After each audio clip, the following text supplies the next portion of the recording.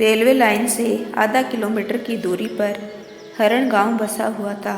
उसी के पास एक बड़ा कृषि फार्म था, जिसमें खेती के अलावा छोटे मोटे कुटीर उद्योग भी लगे थे। वहाँ आटा और मसाले पीसने की चक्कियाँ लगी थी और वस्त्र बनाने का हथकरघा। इसी में निशांत, शक्ति और सागर के पिता काम करते थे। तीनों सहपाठियों के घर भी वहीं थे। ये तीनों ही कक्षा 5वीं में हरण गांव में पढ़ते, साथ साथ विद्यालय जाते।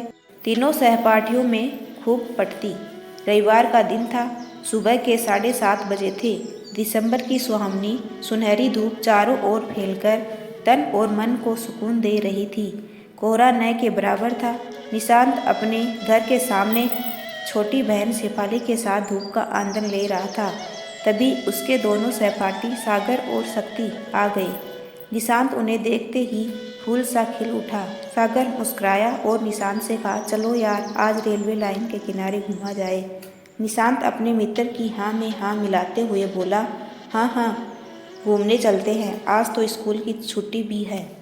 शक्ति बोला, यारो, मुझे तो रेलवे लाइन के किनारे घूमने में बहुत मज़ा आता है। ऊंचाई से देखने में खेत बगीचे अच्छे लगते हैं। ताज़ी हवा में घूमने से मन ताज़ा हो जाता है। घूमने की बात सुनकर निशांत की बहन शेफाली भी जिद करने लगी, लेकिन निशांत ने समझाया कि हम लोग घूमते घूमते पढ़ाई की बातें भी करेंगे, तुम कभी फिर चलना। वह मान गई। वे तीनों ही बातें करते हुए रेलवे लाइन के किनारे आ गए। 5-7 मिनट टहलते और बातें करते हुए ही थे कि तभी निशांत की दृष्टि रेलवे लाइन की क्षतिग्रस्त पटरी पर पड़ गई। निशांत यकायक चीख पड़ा। वह अपने दाहिने हाथ से दिखाते हुए बोला, सागर, शक्ति, देख वो पटरी टूटी पड़ी है। जरूर यह खतरनाक लोगों का काम है। हो सकता है आतंकवादियों की करतूत हो। शक्ति बोला, हमें जल्दी ही कुछ करना चाहिए, क्योंकि पैसेंजर ट्रेन 8 बजे मुजफ्फरनगर को जाती है। सागर ने हाँ में हाँ मिलाई और कहा, हाँ यारो, जरूर यह किसी देशद्रोही का काम है। हमने जल्दी कुछ नहीं किया तो बड़ा हादसा हो जाएगा। निशांत अपना निर्णय सुनाते हुए बोला, हमें खुद ही ट्रेन रुकवानी चाहिए।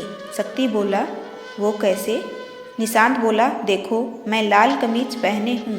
सागर, तेरे पास लाल बनियान होगी और शक्ति भी अपने घर से कोई लाल कपड़ा ले आएगा। सागर बोला, यार, बनियान तो घर पर है, आज मैं सफ़ेद बनियान पहने हूँ।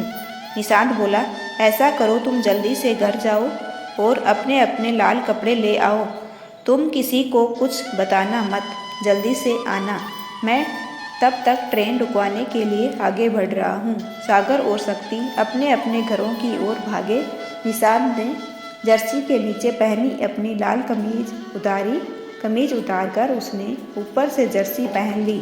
वह जल्दी से उस दिशा की ओर बढ़े जिधर से ट्रेन आने वाली थी। 10-15 मिनट में ही उसके सहपाठी भी लाल रंग के कपड़े हाथों में लेकर आ गए थे। टूटी पटरी से आधा पौन किलोमीटर के फासले पर वे तीनों ही ट्रेन आने का इंतजार करने लगे। कुछ ही देर में ट्रेन आती दिखाई दी। तीनों ने अपने अपने लाल कपड़ों को हवा में हिलाना शुरू कर दिया। ट्रेन चालक ने तीनों बच्चों पर निगाह पड़ी। उसने ट्रेन की रफ्तार धीमी कर दी। बच्चों के पास पहुंचते पहुंचते उसने ट्रेन रोक दी। तीनों बच्चे दौड़कर ट्रेन चालक के पास आए। उन्होंने रेलवे लाइन टूटी होने की सूचना दी। चालक और गार्ड बच्चों के साथ घटनास्थल पर आए। उन्होंने जब क्षतिग्रस्त रेलवे लाइन देखी तो उनके होश उड़ गए। तुरंत ही वायरलेस से उन्होंने नज़दीक के रेलवे स्टेशन पर सूचना दी। गार्ड और चालक ने तीनों बच्चों को ढेर शाबाशियाँ देते हुए कहा, बहादुर बच्चों, तुम तीनों तो सचमुच में बहादुर हो। आज तुमने एक बहुत बड़ा हादसा बचा दिया। जरूर ये किसी आतंकवादी का काम है। तीनों बच्चों के विवेक और साहस की बात ट्रेन के यात्रियों और आसपास के गांवों में खुशबू सी फैल गई थी। कुछ ही समय में रेलवे स्टाफ और जिले के प्रशासनिक अधिकारी भी मौके पर पहुंच गए। सभी बच्चों की प्रशंसा करते नहीं अधा रहे थे। ढेर सारा नगद पुरस्कार पाकर बच्चों की जेबें भर गई थी। उनकी बहादुरी की अनुशंसा पुलिस कप्तान ने राष्ट्रपति सम्मान के लिए गृह मंत्रालय दिल्ली भेज दी थी।